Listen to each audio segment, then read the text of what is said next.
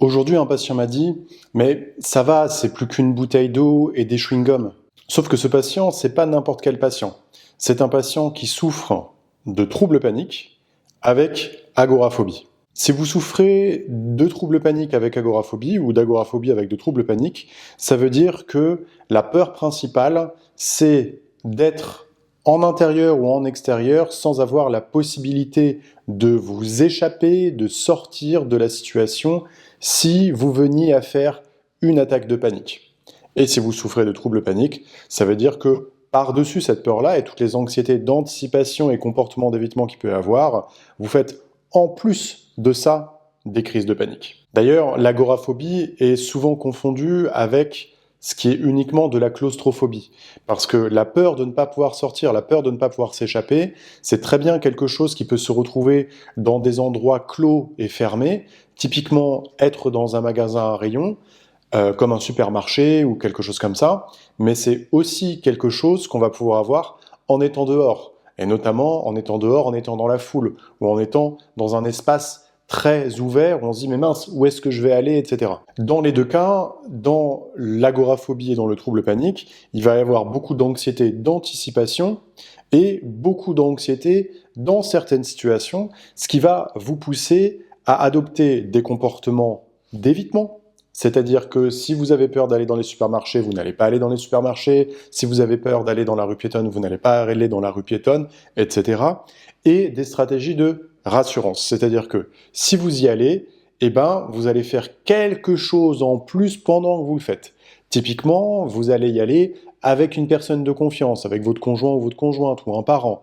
Vous allez y aller avec des médicaments sur vous, avec un petit gris-gris, avec une bouteille d'eau, ou ce genre de choses. Et vous pensez que ces stratégies de réassurance et ces stratégies d'évitement, c'est ce qui vous permet d'aller mieux. Parce que si vous avez peur d'aller à un endroit et que vous n'y allez pas, forcément, vous n'allez pas être stressé. Et si vous avez peur d'y aller, mais que vous y allez avec quelqu'un, sur le moment, ça va vous permettre de vous rassurer et d'être un peu moins anxieux. Et toute cette histoire de « oui, mais au cas où je me sens pas bien, au cas où ceci, au cas où cela », là, derrière, « ouais, mais c'est bon, je suis avec un tel. Ouais, mais c'est bon, je peux boire un peu. Ouais, mais c'est bon, je peux prendre mon petit médicament. Ouais, mais c'est bon, je mets mes écouteurs et mon casque anti-bruit et je suis dans ma bulle et je peux faire un exercice de relaxation. » Le problème, c'est que vous faites déjà tout ça et vous n'allez pas mieux. Et vous vous retrouvez chez moi. Ce qui montre bien que ces stratégies ne fonctionnent pas. Et je vais même vous dire autre chose, c'est qu'au-delà qu'elles ne fonctionnent pas, sinon vous iriez mieux, c'est que ces stratégies entretiennent votre trouble et votre souffrance. Comment ? Parce que si vous avez besoin d'aller à un endroit avec quelqu'un, si vous avez besoin d'un médicament, d'un gris-gris, d'une petite bouteille ou que sais-je, pour aller dans un endroit, pour vous sentir mieux, pour vous sentir plus en sécurité, votre cerveau, il comprend, si tu as besoin de quelque chose de spécial pour aller dans cet endroit, ça veut bien dire que cet endroit est dangereux. Donc la prochaine fois que tu comptes y aller, je t'envoie beaucoup d'anxiété, d'anticipation, et la prochaine fois que tu y es, je t'envoie du stress. Donc vous faites quelque chose pour vous rassurer, mais on a besoin de se rassurer que face à du danger. Donc si vous vous rassurez face à quelque chose qui n'est pas dangereux, votre cerveau, après coup, comprend que c'est dangereux. Et c'est là où du coup, vous maintenez votre trouble tout seul. Et l'autre manière de comprendre les troubles anxieux, c'est cette hypersensibilité à l'anxiété et à des micro-dangers. On le sait, il n'y a rien qui ne comporte aucun risque dans la vie. Mais la possibilité de faire une crise d'angoisse, la possibilité de ne pas pouvoir sortir d'un endroit et de se sentir mal et qu'il arrive un malheur, n'est pas nulle. Mais par contre, elle est excessivement faible. Et le trouble anxieux, c'est réagir d'une manière disproportionnée à ce risque excessivement faible. Donc là, le patient que j'accompagne, c'est un patient que j'accompagne depuis quelques semaines, mais qui va globalement mieux.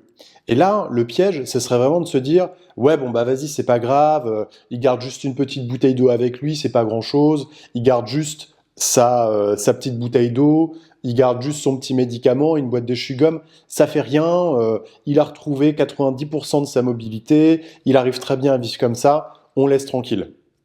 Non, non, non, non, non. Parce que là, en fait, c'est laisser encore une petite place à l'anxiété.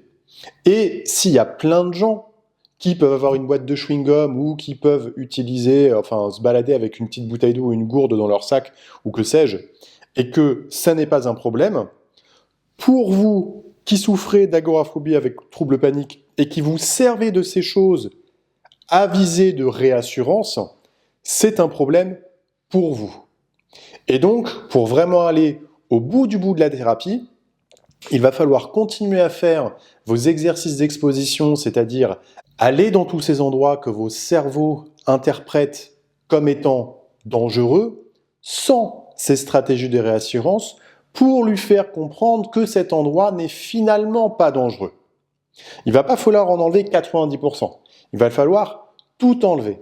Parce que si vous en gardez ne serait-ce qu'un peu, eh bien vous continuez à donner un petit peu raison à votre trouble anxieux.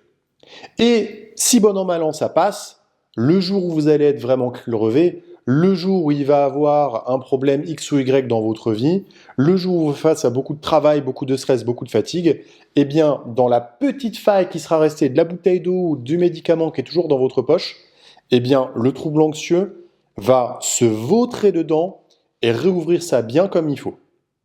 Ce que je dis par là, par cette métaphore, c'est que pour réduire au maximum le risque de rechute, qui existe, il faut supprimer complètement toutes les stratégies de sécurisation. Et si vous avez trouvé que c'était mieux pour votre hydratation de vous trimballer avec une petite bouteille d'eau et que les chewing-gums, vous aimez bien ça, vous pouvez les réintroduire, mais seulement après une période de plusieurs semaines où vous vous en serez complètement passé. Vous aurez déconditionné votre cerveau à croire que c'est quelque chose de dangereux, alors qu'en fait, c'est quelque chose de pas dangereux. Après 2, 3, 4 semaines, 8 semaines, en fonction des cas, sans ces stratégies de réassurance, si vous les réintroduisez, eh bien là, votre cerveau comprendra que vous réintroduisez la gourde uniquement parce que vous avez soif. Et pareil pour les chewing-gums. Et s'il y en a certains qui disent « Ouais, mais parfois on a vraiment soif, ça peut être pénible, etc. » Eh bien, c'est pas grave. Vous allez dans un bistrot, vous allez dans un marchand de tabac, vous allez à peu près n'importe où, ou dans un restaurant, ou que sais-je. Vous pouvez demander un petit verre d'eau à quelqu'un, il n'y a pas grand monde qui va vous le refuser. Donc ça, cette petite voix qui resterait, qui vous dit « Ouais, mais parfois j'ai la gorge vraiment sèche, etc. » Oh mon Dieu, vous allez avoir la gorge sèche. Oh mon Dieu. Non, non. Ça, c'est encore l'anxiété qui trouve une petite raison à la con pour que vous la mainteniez en vie et pour que vous continuiez à utiliser ces stratégies de réassurance qui vous maintiennent dans l'anxiété. Donc là, j'ai pris 2 exemples très courants. La bouteille d'eau, c'est vraiment quelque chose de classique. Le fait de garder ses anxiolytiques avec soi, alors même que ça fait des jours ou parfois même des semaines qu'on n'en a pas pris, c'est aussi un très grand classique et ça fait souvent partie du peaufinage de la thérapie, des dernières choses qui restent à enlever de vos comportements de maintien. Donc peut-être que ça peut être d'autres choses pour vous, peut-être que c'est un petit gris-gris, peut-être que c'est envoyer un petit SMS de temps en temps, peut-être que c'est ce genre de comportement, vous allez très vite voir desquels je parle, et c'est très important à votre rythme, mais de tous les enlever. Et de ne pas vous mentir, ce sont des comportements de réassurance qui entretiennent votre anxiété. Pour vous qui avez souffert de troubles anxieux, agoraphobie, troubles paniques, ce ne sont pas des comportements sains. De la même manière que un verre d'alcool pour un ancien alcoolique, ça n'a pas du tout la même importance et la même charge qu'un verre d'alcool pour quelqu'un qui n'a jamais souffert de problème avec l'alcool. Donc si vous êtes quelqu'un qui souffrait d'anxiété et que vous êtes déjà accompagné, eh bien c'est très bien. Vous avez fait le premier pas qui était le plus difficile et vous êtes à coup sûr en train d'aller mieux. Petit à petit, parfois c'est long, parfois c'est pénible, mais vous êtes dans la bonne direction.